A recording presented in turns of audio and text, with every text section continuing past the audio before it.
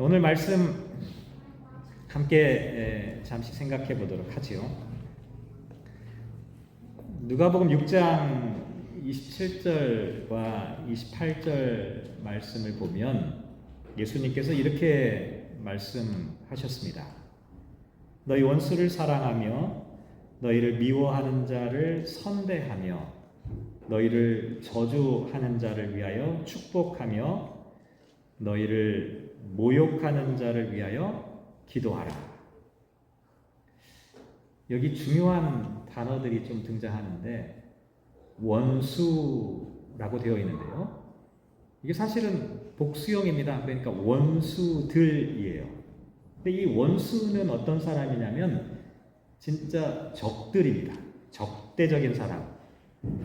그리고 against, 반대하는 사람을 나타내죠. 두 번째, 미워하는 자라고 되어 있잖아요. 이 미워한다라고 하는 우리가 알고 있는 뉘앙스와는 조금 느낌이 다릅니다. 이게 약간 혐오한다라고 하는 뜻이 있습니다. 존중하지 않는 겁니다. 덜 사랑하는, 한마디로 말하면 약간 무시하는 것 같은 그런 느낌이 포함되어져 있죠. 세 번째 단어가 저주하는 자라는 표현인데요. 저주한다. curse입니다. 말 그대로 악을 기원하는 거죠. 저 사람이 실패하기를, 잘못되기를 바라는 그런 상태이죠. 네 번째 등장하는 것이 모욕한다라는 겁니다. 모욕한다라고 하는 말은 특별히 섹슈얼 어설트 하는 겁니다. 성적으로 학대하고 그 사람을 부당하게 대우하는, 그러면서 욕을 하는 거죠. 머릿속에 한번 상상해 보시기 바랍니다. 여러분 주변에 이런 사람이 있다면 어떻게 하면 좋을까요? 제가 설교하면서 한번 생각해 봤거든요. 빨리 피해야죠. 벗어나야죠. 이런 사람하고 같이 있으면 너무 힘들 것 같아요. 어려울 것 같아요. 그런데 이상하게도 예수님께서는 피하라, 도망쳐라 이렇게 말씀하지 않으셨습니다. 오히려 사랑하며 선대하며 축복하며 기도하라. 여기도 네 가지 단어가 등장해요. 이 사랑한다는 단어가요, 이거 아가페라는 단어로 되어 있습니다. 그러니까 보통 사랑하는 게 아니라 절대적으로 아가페와 같은 사랑으로 사랑하라. 선대한다. 앞에서 미워한다는 거와 완전히 정반대입니다. 선대하는 것은요, 그 사람을 존중하는 겁니다.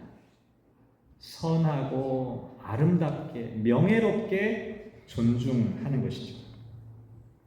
축복한다는 것도 역시 저주의 반대말입니다. 복을 기원하는 것이죠. 네 번째, 기도하라. 그 사람이 성공적인 사람이 될 수 있도록 그 사람을 위해 소원을 빌어 주어라 라고 하는 뜻입니다. 이 말씀을 묵상하는데 고민이 되더라고요. 저 같으면 주변에 이런 사람이 있으면 원수, 미워하고 저주하고 모욕하는 사람이 있으면 빨리 벗어나라고 말하고 싶은데 오히려 예수님께서는 정반대로 사랑하고 선대하고 축복하며 기도하라고 말씀하신 이유는 과연 무엇일까? 그런 궁금한 생각이 들었죠. 미리 결론부터 말씀드린다면 이런 겁니다.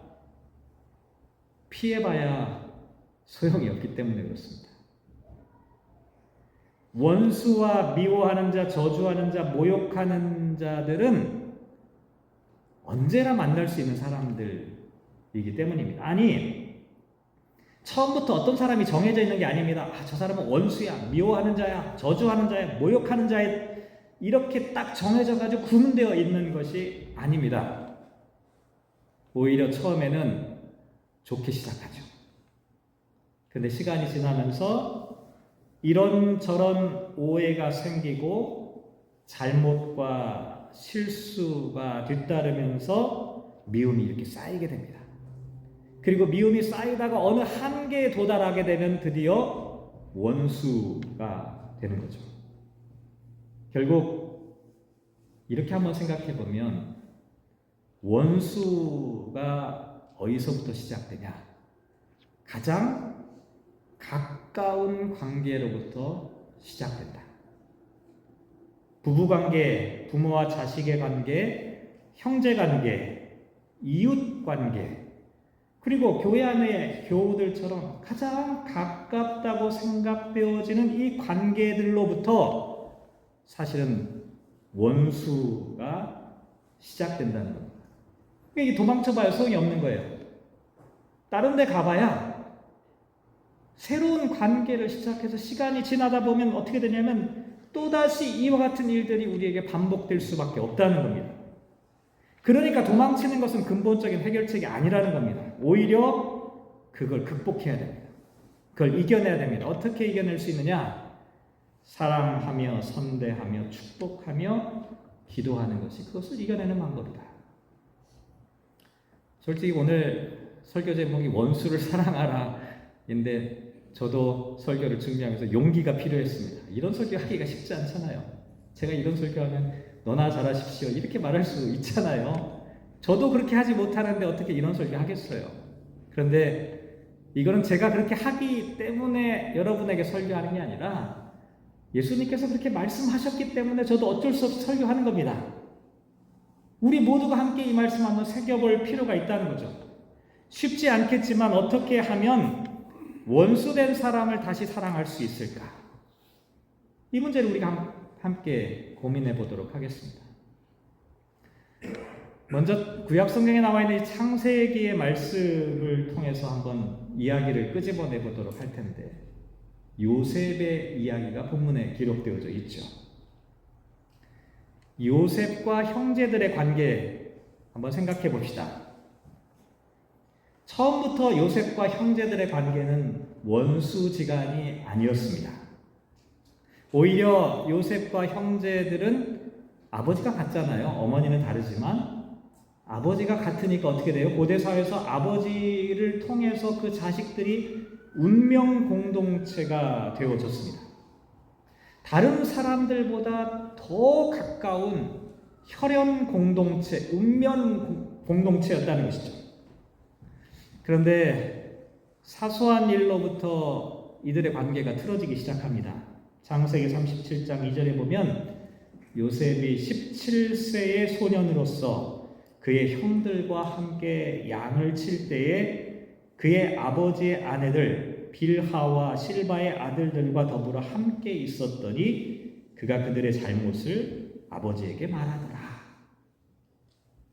요셉은 누구의 자식이에요? 라헬의 자식이잖아요. 근데 지금 누구하고 갈등이 생겼냐면 빌하와 실바의 자식들. 다시 말씀드리면 빌하의 자식들은 단과 납달리이고요. 실바의 자식들은 갓과 아셀이라고 하는 자식들인데 이들 사이에 사이가 안 좋았던 거예요. 왜냐하면 제 생각에는 순전히 추측이긴 한데 요셉은 자기 엄마가 아빠의 가장 사랑하는 아내였기 때문에 뭔가 이렇게 더 우월하다고 느꼈던 것 같아요. 그런데 빌하와 실바는 어떻게 돼요? 종의 자식들이었잖아요. 그러니까 그냥 무시하고 함부로 대했던 것이 아닐까.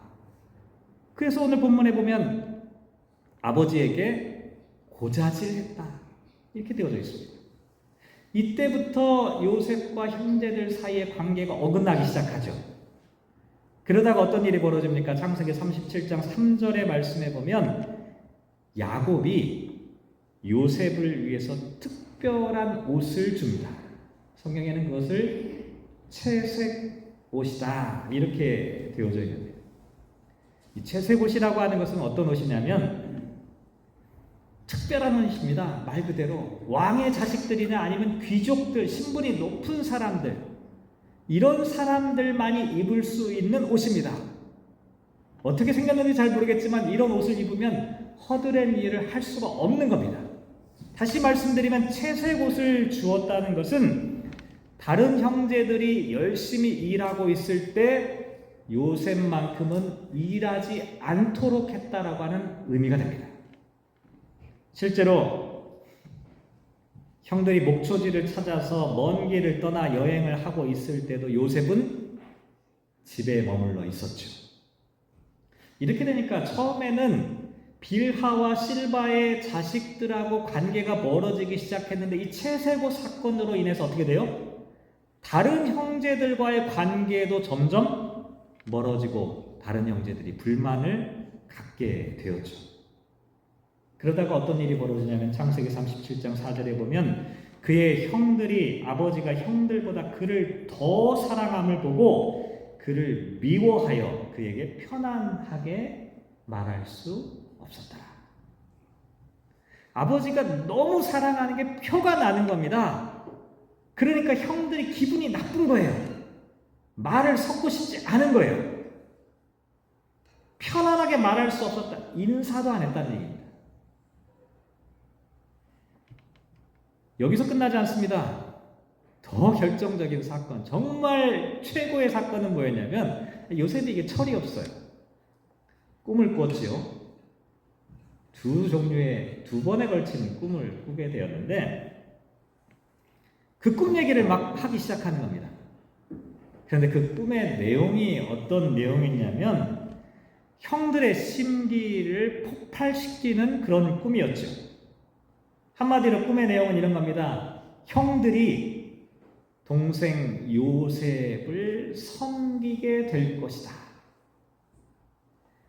이 꿈의 이야기를 듣고 형들이 분노하기 시작합니다. 미움이 일어나기, 이걸 가만히 놔둬서는 안 되겠다. 아주 극단적인 생각을 품게 되었죠. 자, 이게 형들의 입장입니다. 근데 반대로 요셉의 입장에서 보면 또 이야기할 거리들이 있습니다. 요셉은 자기가 특별히 잘못했다고 느끼지 않았어요. 부모님의 사랑을 더 많이 받았을 뿐입니다.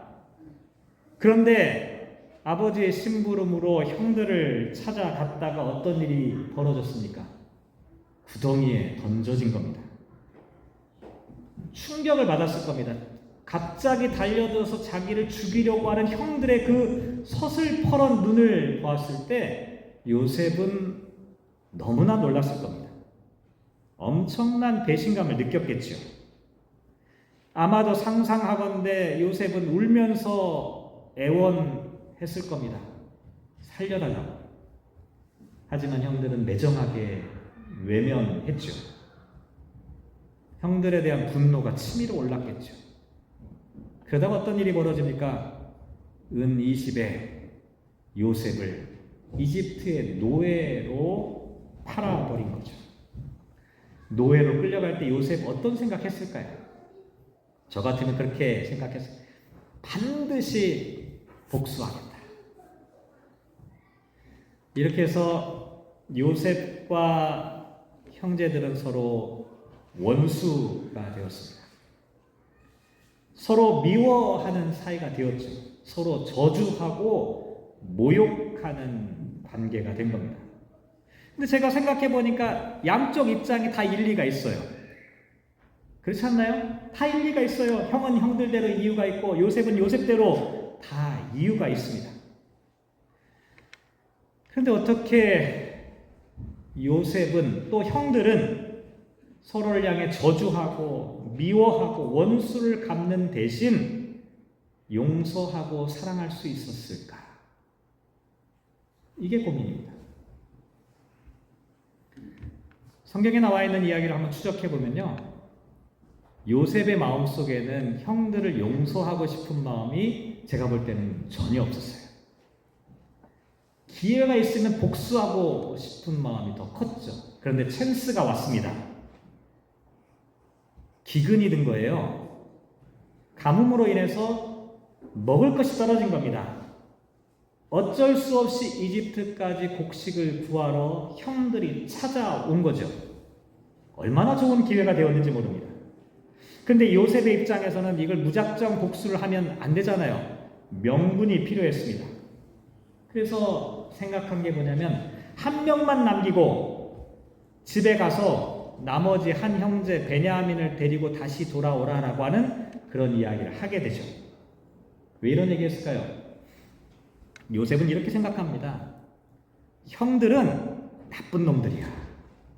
배신자들이야. 형제도 팔아넘기는 눈물도 없고 피도 없는 사람들이야. 그러니까 내가 이런 얘기를 하면 분명히 형들은 배신할 거야. 그럼 어떻게 돼요? 형들의 이 악함이 그대로 폭로된다 라고 요셉은 생각했던 것이죠. 그런데 시므온을 남겨두고 돌아갔던 다른 형제들이 전혀 예상치도 못하게 베냐민을 데리고 돌아오는 겁니다. 그런데 아직도 요셉은 형들을 믿을 수가 없었어요. 왜냐하면 요셉이 겪은 이 트라우마가 간단하게 치료되는 그런 것들이 아니었기 때문에 그렇습니다. 다시 한번 형들을 시험해야겠다라고 생각하게 되죠. 이번에 어떻게 합니까? 베냐민의 자루에 은잔을 숨겨 넣은 다음에 돌려보내고 나중에 쫓아가다가 자루를 뒤져서 은잔이 나오면 이걸로 범인을 잡겠다. 이렇게 계획을 세웠습니다.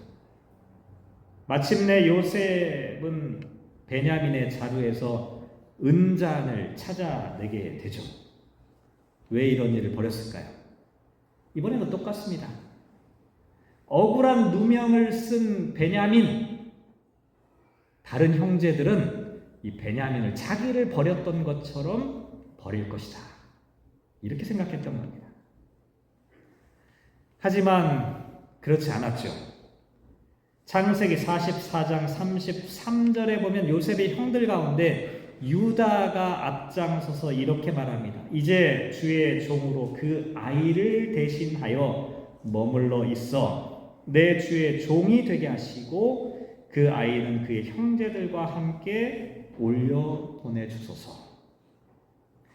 제가 상상하건대 이때 아마 요셉은 깜짝 놀랐을 것이다. 왜냐하면 어떤 일이 있었어요? 자기는 아버지가 자기를 다른 형제들보다 더 사랑하는 것 때문에 형제들이 나를 미워해서 시기해서 노예로 팔아버렸잖아요.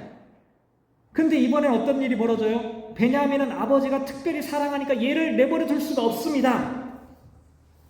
베냐민을 위해서 내가 기꺼이 나를 희생하겠습니다라고 유다가 말하고 있는 겁니다. 형들이 어떻게 이렇게 변화될 수 있었을까? 다 상상입니다. 아마도 형들은 요셉을 팔아버린 이후에 마음이 편하지 않았을 겁니다. 심한 죄책감으로 번민하고 있었을 겁니다. 그 흔적들이 성경에 기록되어 있는데요. 창세기 42장 21절 말씀에 보면 맏형이었던 르우벤이 이렇게 말합니다. 우리가 아우의 일로 말미암아 범죄하였다. 이건 요셉의 사건을 나타냅니다. 아우의 일로 말미암아 범죄하였다. 그가 우리에게 애걸할 때에 그 마음의 괴로움을 보고도 듣지 아니하였으므로 이 괴로움이 우리에게 임하였다. 르우벤은 그 사건이 계속 떠올랐다는 거예요. 동생이 자기에게 애걸복걸하며 목숨을 살려달라고 할 때 그냥 외면했던 것이 너무나 큰 죄책감으로 남아있던 거예요. 뿐만 아니라 창세기 44장 16절의 말씀에 보면 유다가 또 이렇게 얘기합니다. 하나님이 종들의 죄악을 찾아내셨으니, 종들의 죄악은 뭐냐면 형들이 저질렀던 그 사건을 나타냅니다. 자기들이 저질렀던 이 죄가 이제 드러났다 고백하는 그런 장면입니다. 이렇게 형들의 모습이 변화되었다는 사실을 확인한 요셉은 오늘 본문에 나와 있는 내용이 그 이후에 나와 있는 내용인데요. 창세기 45장 3절 말씀에 보면 드디어 자신의 존재를 밝히게 되죠. 요셉이 그 형들에게 이르되 나는 요셉이라. 형들이 얼마나 놀랐을까요? 죽은 줄로만 알았던 그 요셉이 갑자기 눈앞에서 이집트의 총리로 딱 있으면서 나는 요셉이다 라고 자신을 드러낸 겁니다. 형들은 아무 말도 할 수 없었습니다. 두려웠던 거죠. 원수가 됐으니까 우리에게 어떤 보복을 할지도 모른다. 두려웠던 겁니다. 그때 요셉은 형들에게 3번이나 반복해서 뭐라고 말하냐면 God sent me ahead of you. 하나님께서 나를 당신들보다 앞서 보냈다. 그래서 5절 말씀에 보면 하나님이 생명을 구원하시려고 나를 당신들보다 먼저 보내셨다. 7절에도 하나님이 큰 구원으로 당신들의 생명을 보존하고 당신들의 후손을 세상에 두시려고 나를 당신들보다 먼저 보내셨다. 8절에도 나를 이리로 보낸 이는 당신들이 아니요 하나님이시다. 다시 말해서 이런 겁니다. 하나님께서는 지금 형들의 마음을 만져주셔서 형들의 죄를 깨닫고 회개하고 돌아올 수 있도록 만드셨는데 그 동시에 요셉의 마음도 하나님께서 만져주신 겁니다. 요셉도 눈을 뜨게 한 겁니다. 지금까지 있었던 이 모든 일들이 하나님의 인도하심과 섭리 가운데 있다는 것을 깨닫도록 하신 거죠. 그래서 개인적인 원한과 복수심에서 벗어날 수 있도록 요셉의 마음을 변화시켜 주신 거죠.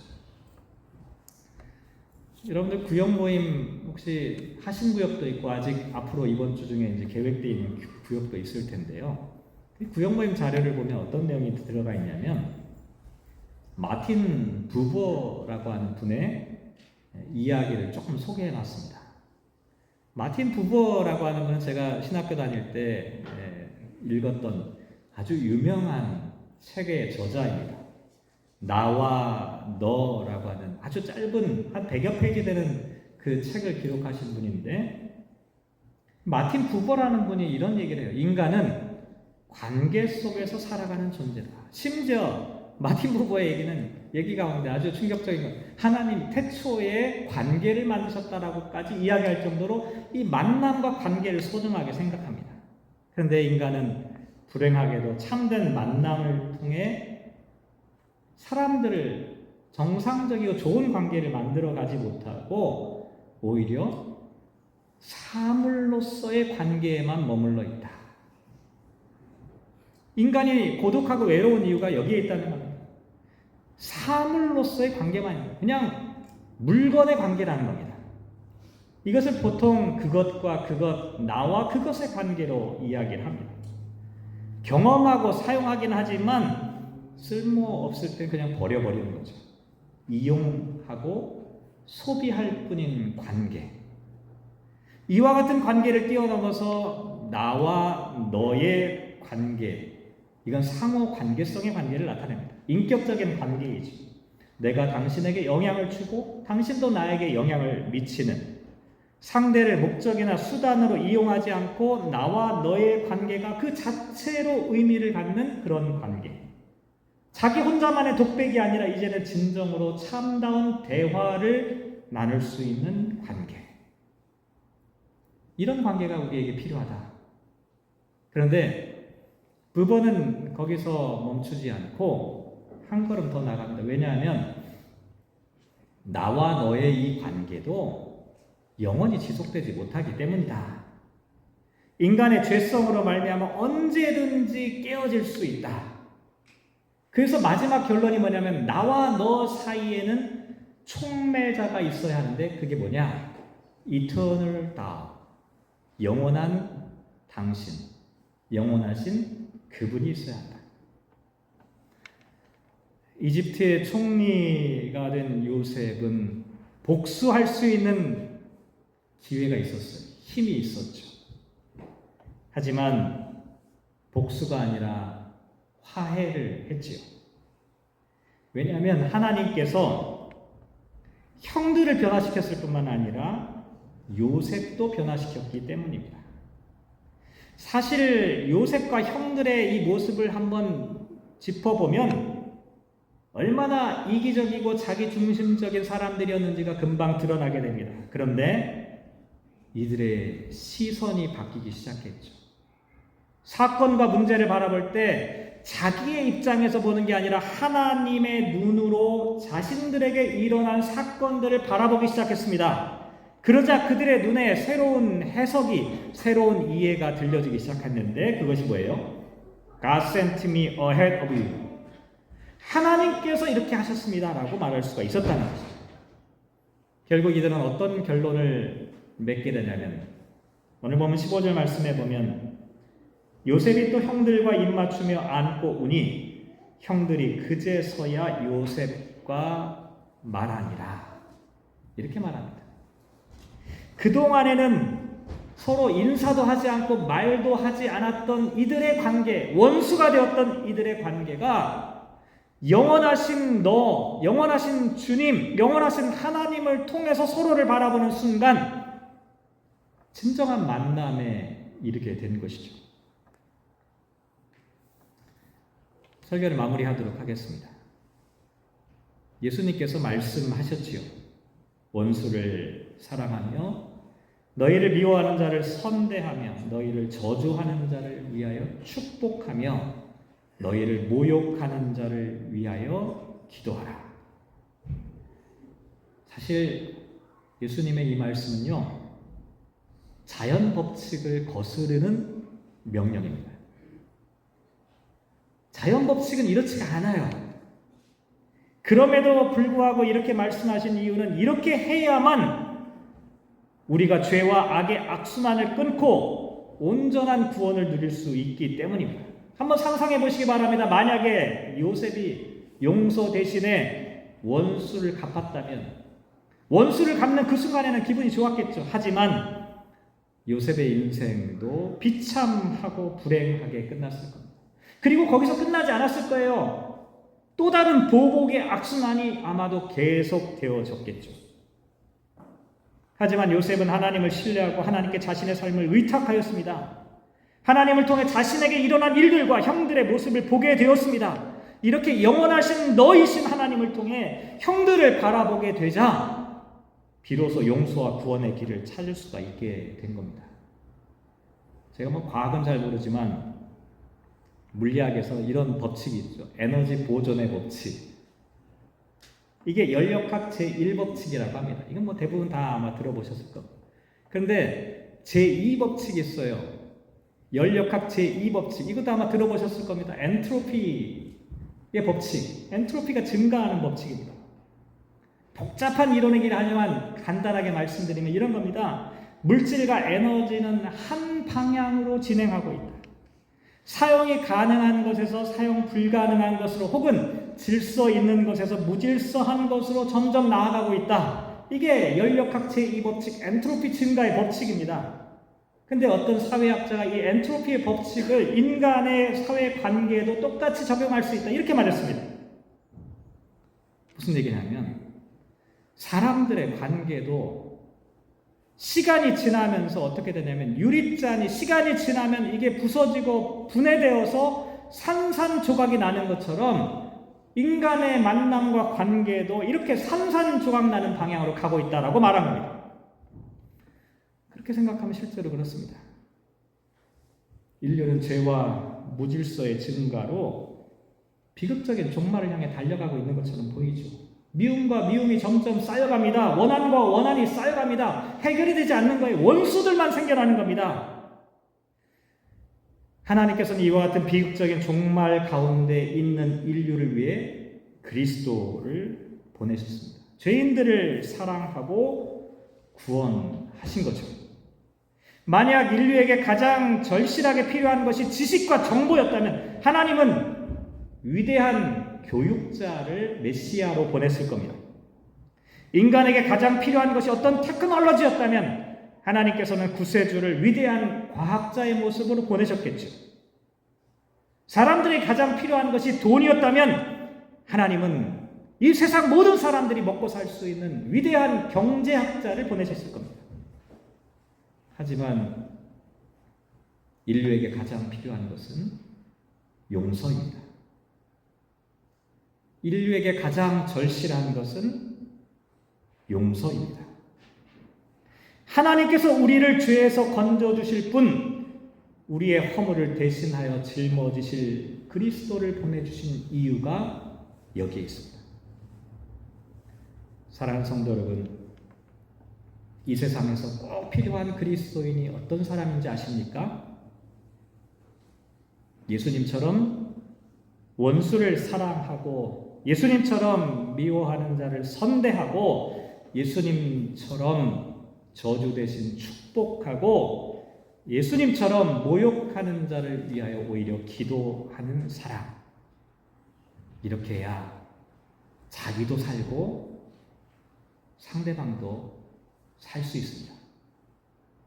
그리스도인들을 불러주신 이유는 여기에 있습니다.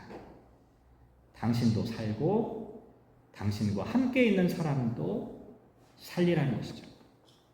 영원자이신 너 하나님을 통해 나와 너를 모두 살리기 위해 하나님께서는 오늘 우리를 그리스도인으로 불러주셨습니다. 이 부르심에 응답하시는 저와 여러분 되시기를 주님의 이름으로 축복합니다. 기도하겠습니다. 하나님, 우리는 살아가면 살아갈수록 이러저러한 매듭을 많이 만듭니다. 사람들과의 대화 속에서 어떤 행동들 통해서 풀리지 않는 매듭들이 쌓여갈 때가 참 많이 있습니다. 매듭들이 엉키다가 보니 결국은 미움이 쌓이고 원한이 쌓이고 마침내는 돌이킬 수 없는 원수가 되기도 합니다. 인간의 삶은 이렇게 첩첩산중입니다. 우리는 어떻게 이렇게 얽히고 설켜있는 우리들의 인간의 삶을 화해와 평화와 용서와 자비로 바꿀 수 있을까요? 오늘 말씀을 통해 묵상해 봅니다. 원수를 피해 다른 곳으로 도망쳐봐야 또 다른 원수만을 만날 수밖에 없는 인간의 절박한 현실을 보게 됩니다. 그리하여 우리 주님께서 말씀하셨습니다. 피하지 말고 오히려 사랑하여라. 주님, 우리의 힘과 능력으로는 불가능하오니 영원하신 주님께서 우리 사이에 개입하여 주셔서 우리의 눈을 변화시켜 주셔서 하나님께서 이루시는 역사와 섭리를 통해 새롭게 바라볼 수 있는 지혜와 능력을 우리들에게 허락하여 주십시오. 세상 사람들은 엔트로피가 증가하면 증가할수록 파편화되고 무너져가고 무질서해지는 삶으로 나아가지만 우리 그리스도인들은 이것을 영유하게 하여 주십시오.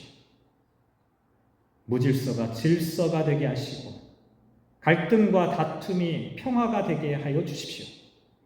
하나님께서 태초에 창조를 이루신 것처럼 우리도 그와 같은 하나님을 믿음으로 신뢰하는 주님의 백성들 되게 하여 주십시오. 함께 하시기를 간절히 소망하며 이 모든 말씀 예수님의 이름으로 기도합니다. 아멘.